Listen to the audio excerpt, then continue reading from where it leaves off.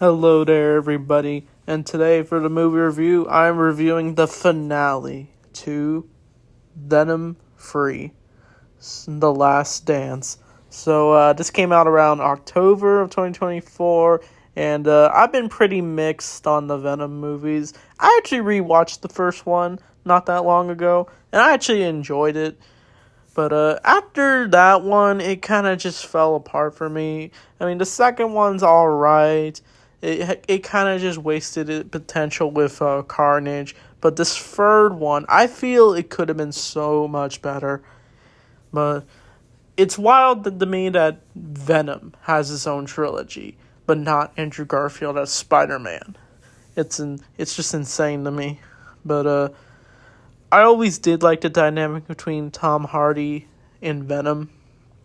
Like, I like their chemistry. Like, it's always really good to see in these movies.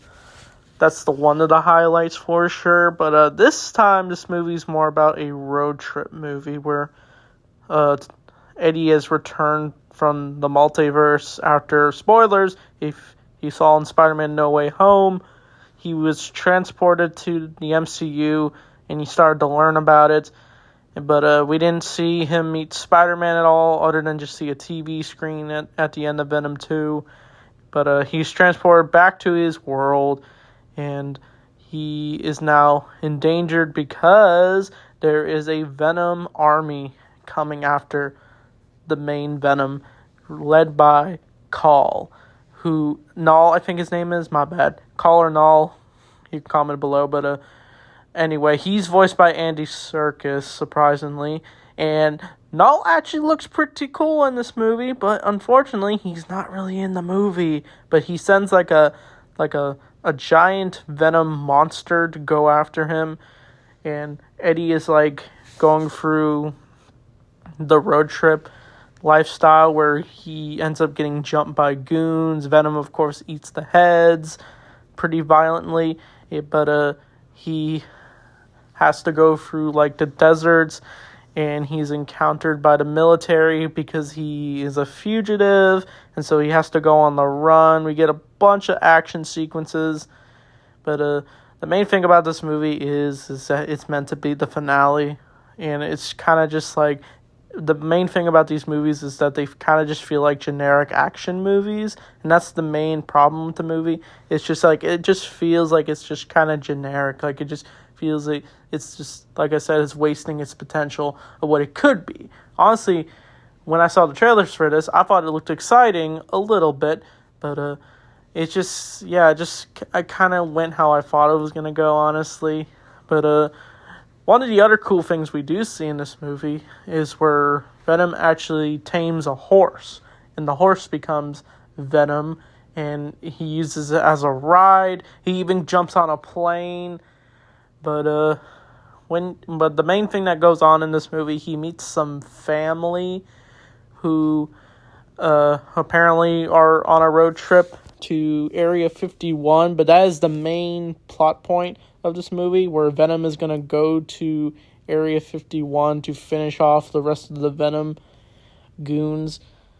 But apparently there's a tracking beacon in Venom because Call is like apparently using this on all the Venoms to track the main one, but apparently it's the reason why Venom can't exactly unleash, because that will reveal his location. But apparently Venom meets this family. They go on the road trip, and Eddie's given shoes, of course, because he lost his shoes in the movie. But the main thing they do is that they sing songs on the road. But eventually, Eddie does go to Las Vegas, I'm pretty sure. And the Las Vegas actually looks pretty nice. And I even like the scene where Venom ends up attacking one of the guards at the main casino place. And Eddie actually puts on a suit. He actually looks pretty sharp in the suit. But he ends up going through the various slots of the casino. But this is where we see the return of Mrs. Chen, who is in the last two Venom movies, who owns that casino, that store, that mini market store, who apparently is at Vegas as well, in a dress. and is excited to see Eddie. But I think Eddie gets drunk with Venom, and before Eddie decides to go, Mrs. Chen wants to have a little dance with him in her hotel room. And I actually do like the dance sequence. It was funny seeing Venom dance with Mrs. Chen, and they even listen to the song "You Can Dance." That's a good song. But one of the Venom monsters ends up tracking Venom down and the FBI, and they end up kidnapping Eddie.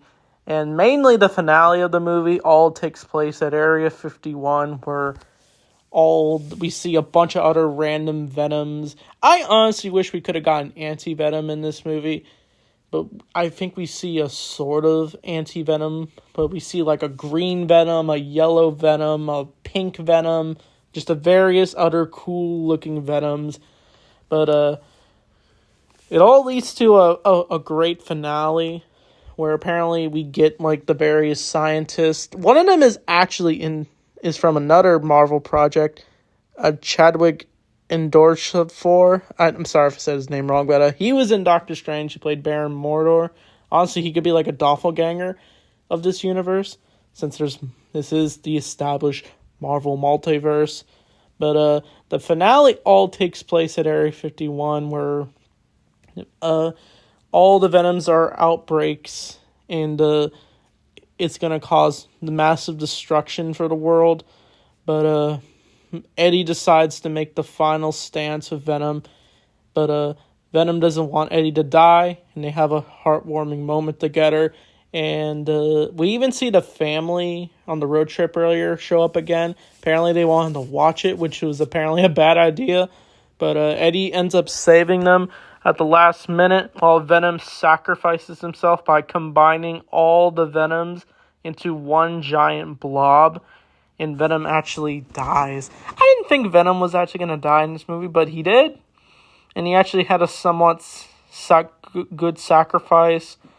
But Eddie ends up going back to New York City, and he ends up reflecting of what happened to Venom and his life with him, all the good and the bad. And it ends with Eddie going to the Statue of Liberty. But yeah, that's Venom 3. So I'd probably give this movie probably just a 6 out of 10 or 5.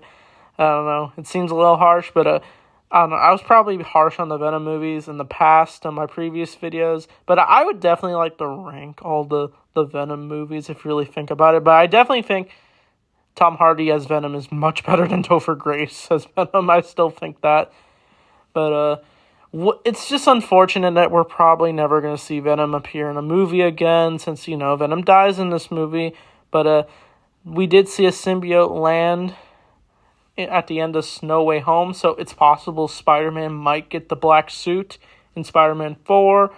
We'll just have to wait and see, since I think the fourth movie is going to be a multiverse movie, but I'm hoping it's going to be bigger than this. But I'm hoping Sony is done with these Spider-Man spin-off movies, like they did Madam Web, Kraven the Hunter, Morbius. But I can say the Venom movies are definitely much better than all those movies I just name dropped. They honestly should just stick with Spider-Man, in my opinion.